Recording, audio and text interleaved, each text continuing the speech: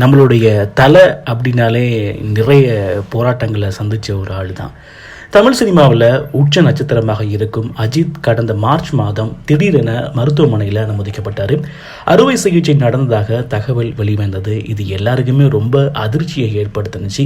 அவருடைய மூளைக்கு செல்லும் நரம்பில் ஏற்பட்ட இரத்த கசிவு காரணமாகவே இந்த அறுவை சிகிச்சை நடைபெற்றது அப்படின்னு தகவல் வெளியானது. இதன் பின் அவர் நலமாக இருக்கிறாருங்க, படப்பிடிப்பெல்லாம் கலந்து கொண்டாரு அப்படின்னு தெரிய வந்த உடனே ரசிகர்கள் எல்லாமே சந்தோஷப்பட்டாங்க. மீண்டும் ஒரு அறுவை சிகிச்சை நடைபெற போகிறதா இப்போ சொல்கிறாங்க.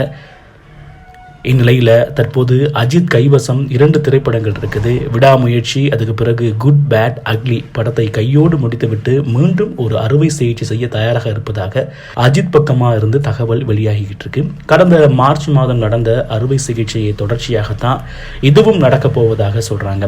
மார்ச் மாதம் நடந்த அறுவை சிகிச்சை அப்போதைய சூழ்நிலைக்கு சரி செய்துள்ளனர். மார்ச் மாதம் நடந்த அறுவை சிகிச்சை அப்போதைய சூழ்நிலைக்கு சரி செய்துள்ளனர். ஆனால் அது முழுமையாக குணமடைய வேண்டும் என்றால் இந்த அறுவை சிகிச்சையும் மேற்கொள்ள வேண்டுமா? ஆகையால் அஜித் குட் பேட் அக்லி படத்தின் படப்பிடிப்பை முடித்துவிட்டு இந்த அறுவை சிகிச்சையை செய்ய முடிவு செய்துள்ளாராம்.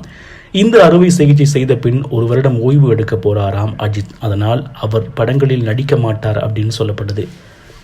இந்த செய்தி இப்போ ரசிகர்களுக்கு நிறைய கவலை தர ஒரு விஷயமா தான் இருந்துகிட்டு இருக்கு.